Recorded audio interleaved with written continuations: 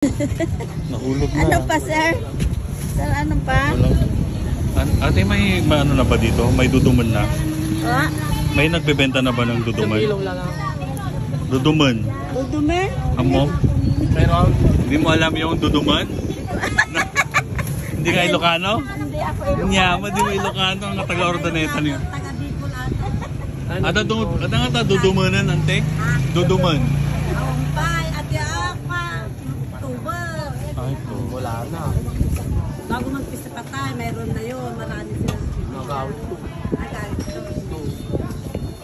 Taga-kalasya sa bigyan, lalaki po tuber. Taga-Kalasyaw. Subukan nyo to. Ano pa? Yung plaza? Ay, ang ganda yung Kalasyaw.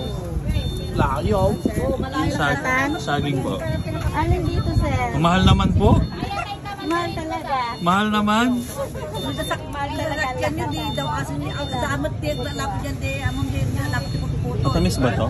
Oo, nakatan yan, sir. Puto kalasyaw. Di, pagkabagan tagulasa.